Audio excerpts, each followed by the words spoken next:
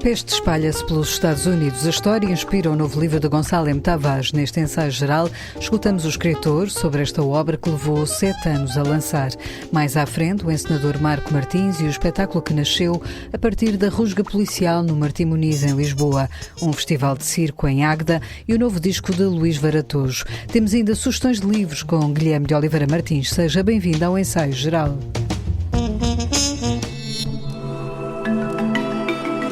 É um livro que levou 7 anos a sair. O Fim dos Estados Unidos da América é a nova obra de Gonçalo M. Tavares. O escritor regressa ao formato da epopeia que usou em Uma Viagem à Índia, mas desta vez a história passa-se noutro cenário.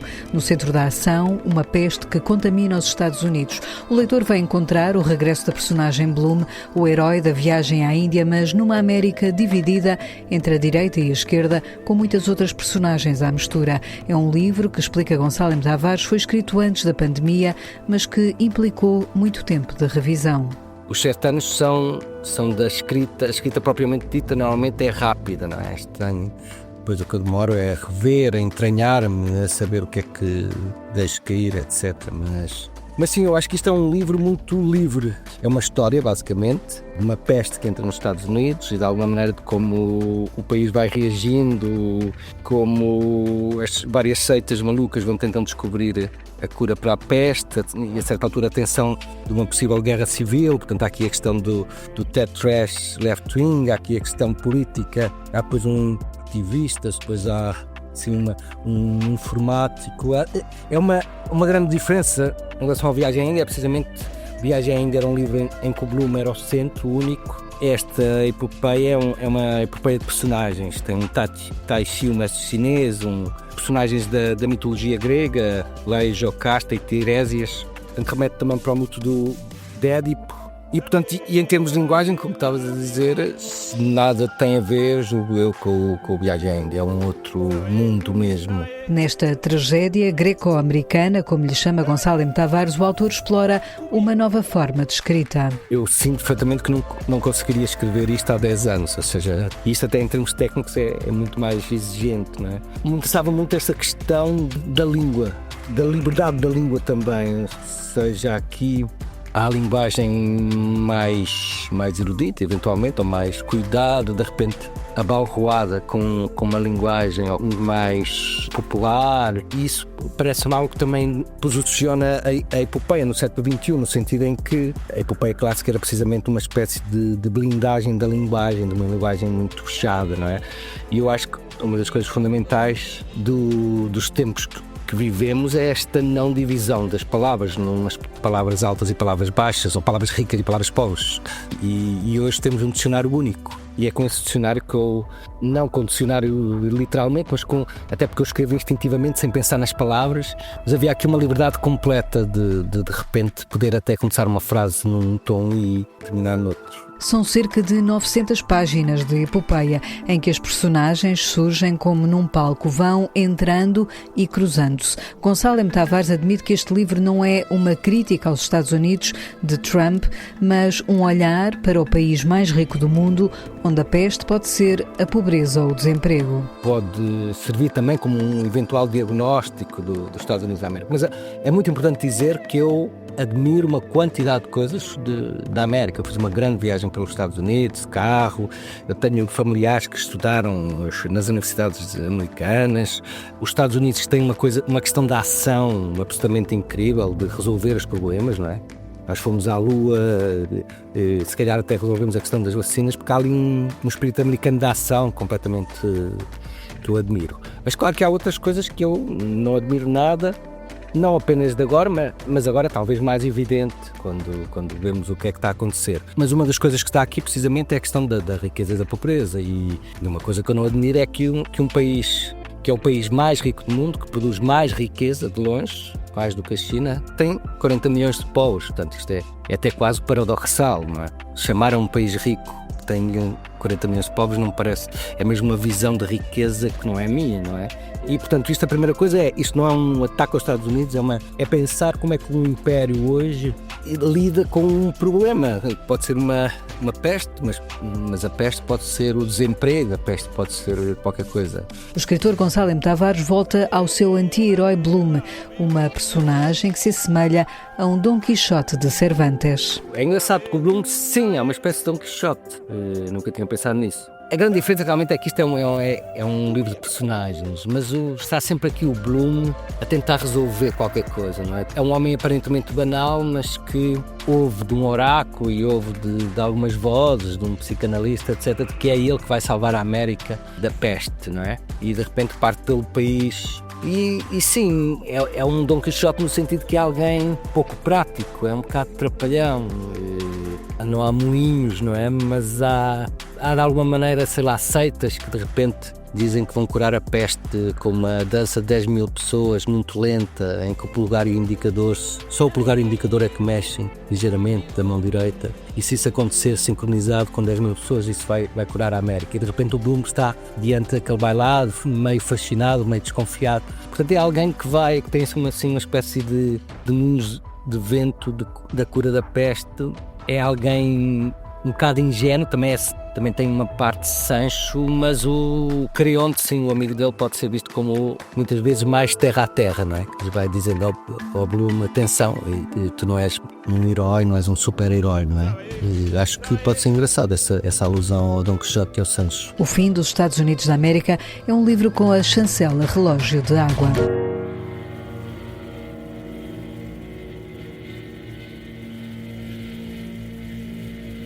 Para dar rosto às dezenas de imigrantes que foram alvo de uma rusga da polícia no Martim Moniz, em Lisboa, o encenador Marco Martins criou o espetáculo Um Inimigo do Povo, numa altura em que se completa um ano deste acontecimento que gerou controvérsia e uma série de reações. O espetáculo estreia este fim de semana em Braga, no Teatro Circo. Marco Martins quis trazer para o palco aqueles que tinham sido alvo da rusga. Essas pessoas, algumas já não estavam cá, outras já estavam noutro lugar, muitas tinham muito medo, porque houve pessoas logo a seguir à operação que tinham falado e tinham contado e depois tinham sido perseguidas, sobretudo partidos de extrema-direita, mas mesmo na própria comunidade. Havia as fações, devemos falar, não devemos falar, etc. E, portanto, dessas pessoas há uma no espetáculo e depois fomos alargando para a comunidade imigrante da Índia, do Paquistão, do Bangladesh, do Nepal, que era sobretudo essas pessoas que estavam naquele momento, naquela rua. E Marco Martins foi escavar as histórias de vida de pessoas como estas. My name is Imri Nurul Amin. I come from Bangladesh. I am 36 years old. I'm Sohail Rana. I'm from Bangladesh too, and my age is 40 right now. Eu chamo-me Kamal. Eu vivo em Portugal. Eu moro em Caixo Sodre. Eu tenho 31 anos. Passaporte 36 anos. Amin, Sohail e Kamal são três dos artistas que integram o espetáculo com as suas histórias de vida a que Marco Martins quis dar voz. Algo que era muito importante, que era combater esta ideia de uma massa uniforme de pessoas, não é? Esta falta de individualidade, esta desumanização, como se fala da imigração, como se fosse uma massa uniforme, sem rosto, e portanto nesse sentido cada uma destas histórias é particular e é diferente, porque as razões que levam as pessoas a emigrar são muito distintas e portanto na peça fala-se muito sobre isso e também estratos sociais muito distintos. Por exemplo, temos uma médica de Bangladesh que agora ainda não tem licença para exercer, mas trabalha em apoio, por exemplo, a pessoas do bem formoso com problemas de toxicodependência ou de planeamento familiar, ou o Amin, com quem tu falaste, era um district leader e uma pessoa que tinha um género de trabalho como a ONG para proteger teenage pregnancy e planeamento familiar e acabou por ser perseguido. Gosto muito da história do Kamal porque é uma história de amor.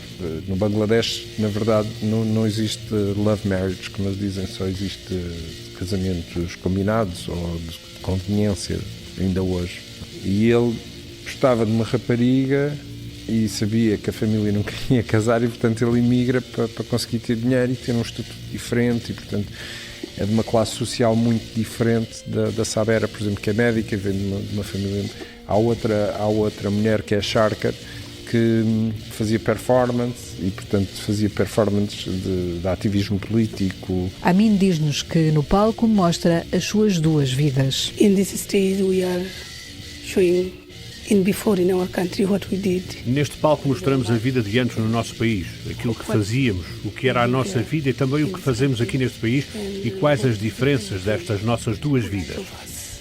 I work in this country in food delivery. Em Portugal eu trabalho na entrega de comida, mas no meu país, com o meu trabalho, eu tinha outro estatuto. So when I am here, quando estou aqui não sou a mesma pessoa, são vidas diferentes, estatutos diferentes. E neste espetáculo represento estas duas vidas, mas tenho muitas saudades da minha outra vida. Também gosto desta, é boa para mim. Estas vidas contadas em O Inimigo do Povo querem ampliar os anónimos da Rua do Bem Formoso em Lisboa. Criar uma voz e um rosto para aquelas pessoas que estavam de costas naquela fotografia, não é? É uma fotografia para mim simbólica, porque depois já só existe aquela. Tem um ângulo esquisito, porque não é assim tirada de cima. Normalmente as fotografias ou estão de um lado ou estão do outro, não é, nos conflitos. E esta está tirada de cima. E marca um ponto, para mim, icónica na forma como nós passamos a lidar com este problema da imigração e numa certa imagem, não por acaso, a Rua do Bem Formoso tornou-se num símbolo da imigração, porque há uma geração que não conhece a história daquela rua. E isso nunca é muito raro, ver no meio de informação, fazer um retrato, por exemplo, do Bem Formoso nos anos 80, com todos os problemas de droga, de prostituição. Eu morava ali perto e quando era miúdo era quase uma prova ter que passar na Rua do Bem Formoso, sendo que não havia imigração. Portanto, a rua, neste momento, é muito mais segura, por exemplo, do que era nessa altura, diria eu. À procura de trabalho continua Shoel. Este engenheiro informático veio do Bangladesh, mudou de país por amor e em Portugal encontrou a liberdade para respirar. For me, Portugal is for free state for me. Para mim, Portugal deu-me liberdade, porque aqui eu consigo respirar. Eu deixei o meu país, emigrei, porque o meu povo fez coisas más que foram muito tóxicas para a minha vida. Eu quero ser livre, respirar. Por isso, para mim, Portugal é um sítio onde respiro. Portugal is a breathing place. Mas as vidas destes imigrantes que respiram liberdade em Portugal chocam com a burocracia e Marco Martins trouxe também isso para o palco. Temos muitas entrevistas também da AIMA dentro do espetáculo, não é? E uma das coisas que tu precisas ter... Há 2 documentos que são muito difíceis para um imigrante ter: um atestado de residência, porque a maior parte deles vivem em casas divididas, não têm contratos de renda, não têm recibos... E o contrato de trabalho. O contrato de trabalho devia ser muito fácil, não é? Porque a maior parte deles estão a trabalhar. Só que, por exemplo, mesmo quem trabalha para a Uber não tem um contrato de trabalho, tem uma conta. Há várias realidades sobre o mundo laboral e as formas de exploração desta imigração de que se fala, direta e indiretamente. Criado para a capital da cultura de Braga, este espetáculo mostra um desejo de muitos imigrantes que procuram Portugal. Todos querem o mesmo que Kamal. Eu gosto de Portugal. Eu quero morar em Portugal.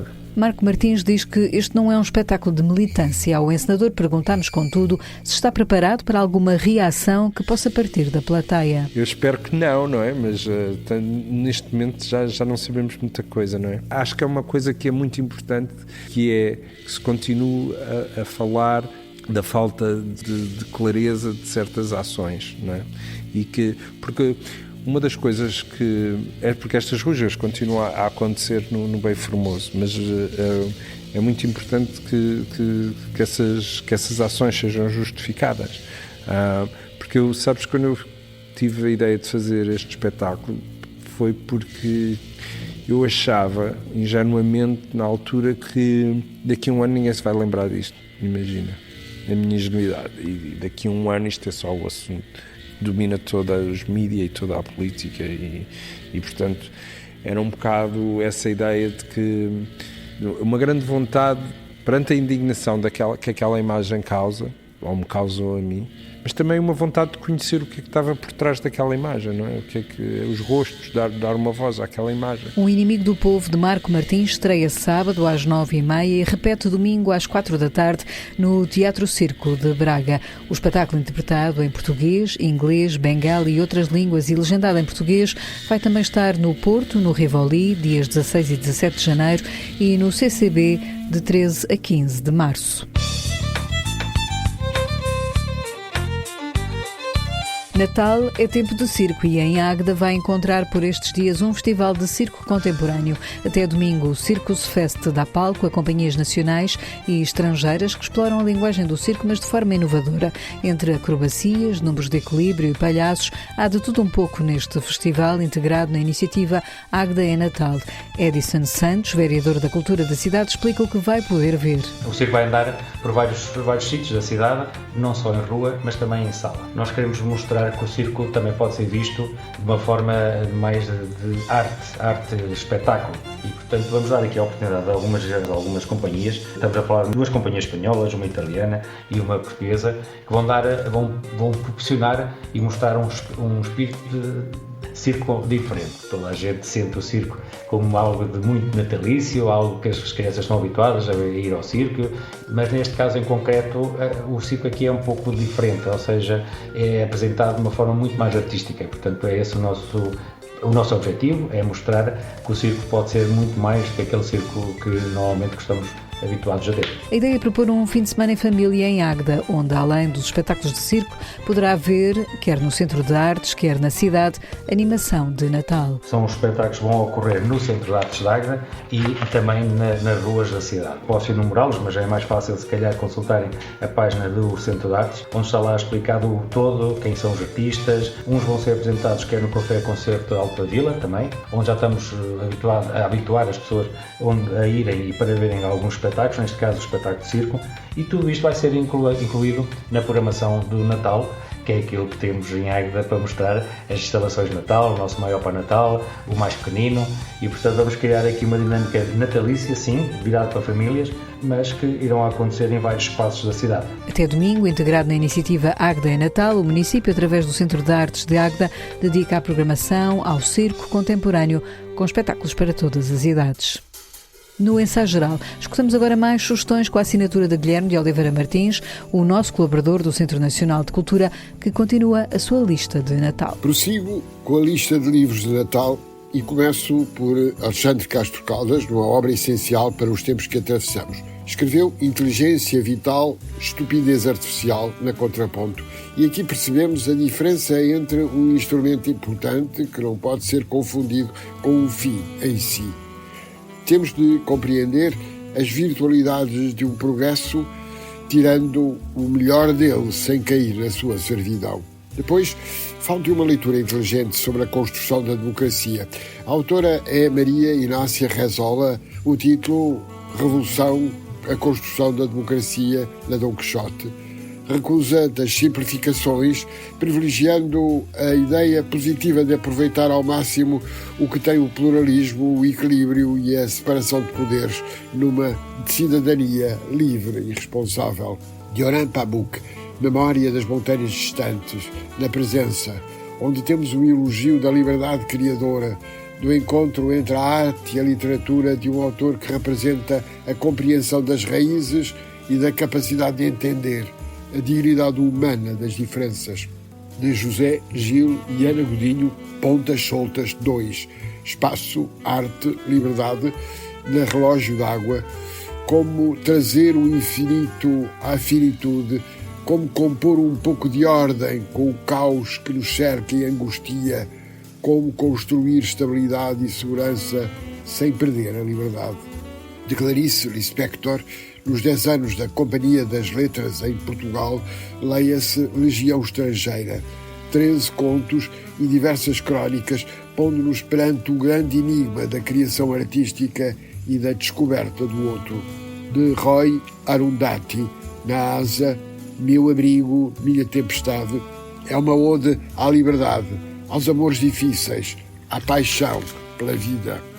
E termino homenageando nesta semana em que nos deixou Clara Pinto Correia, como personalidade que tanto contribuiu para enriquecer entre nós não apenas a cultura literária, mas também a cultura científica, numa palavra, para tornar a cultura mais rica. E neste Natal recomendo uma obra inesquecível que marcou e marca a nossa literatura e a língua portuguesa. Falo de Adeus Princesa, a que regressamos sempre com gosto. É uma memória que simboliza bem a importância das boas leituras. Andas a estudar, mas não queres aprender. Marcas o jantar, mas não sabes aparecer. Dizes para ligar, mas não podes atender. Chama-se Contrafação, é o terceiro álbum da luta livre do músico Luís Varatojo. Depois dos discos Técnica de Combate e Defesa Pessoal, neste trabalho as músicas foram surgindo de forma diferente. Há uma canção que me surgiu o refrão enquanto eu fazia uma viagem para o sul, para o Algarve, em que a paisagem alentejana modificada como está me fez abrir um tema para uma música que depois foi acabado em Lisboa. Há outras canções em que apareceu uma frase que eu apontei no telemóvel ou falei e gravei, por exemplo, numa visita, numa das idas ao supermercado, uma passagem aqui pela avenida, por exemplo. Quer dizer, elas vão surgindo, essas ideias vão surgindo, eu vou apontando e vou desenvolvendo, sem nunca ter muita certeza do que é que vai dar no fim. Curiosamente, depois quando acabei, ou quando fechei o leque de canções para este disco, percebi que havia este fio condutor, que é esta questão dos comportamentos e daquilo que no fundo nós somos hoje em dia. Num registro musical, só com voz e guitarra acústica, Luís Varatojo quer deixar uma reflexão sobre os dias de hoje. Há cópias de cópias e geralmente cópias baratas a todos os níveis. Nós próprios, portugueses, somos impelidos a fazer a nossa própria contrafação. Nós acabamos por, em termos culturais, por exemplo, tentar replicar aquilo que nós somos através das romarias, dos santos populares, da música como o fado, e transformar isso num produto barato e que seja atrativo ao turista. Também fazemos isso com a paisagem, com o excesso de turismo nas nossas cidades, aquilo que vamos fazendo para vender cada vez melhor o nosso território, e foi por aí que eu peguei neste termo da contrafação. Realmente estamos numa fase em que já não são só os chineses a fazer contrafação, não é? É com Redes a Mais, de luta livre de Luís Varatojo, do disco Contrafação, que fechamos o ensaio geral que teve sonorização de José Luís Moreira. Voltamos de hoje a 8 dias. Boa noite e bom fim de semana. Pus a colcha na janela, joguei na raspadinha, comprei uma cautela. Fui ver passar a banda, mas não vieste com ela. Mas não vieste com ela.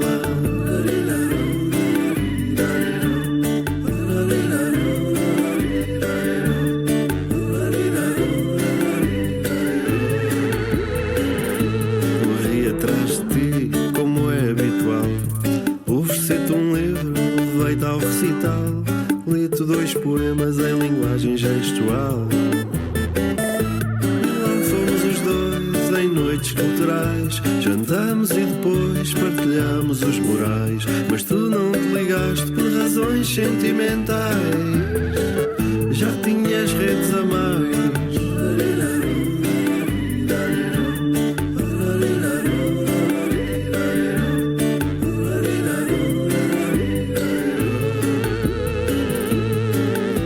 A mil com tanta ligação, nem tens vagar para ir à natação. Tens falta de ar, problemas de atenção. Deixas passar o prazo da medicação.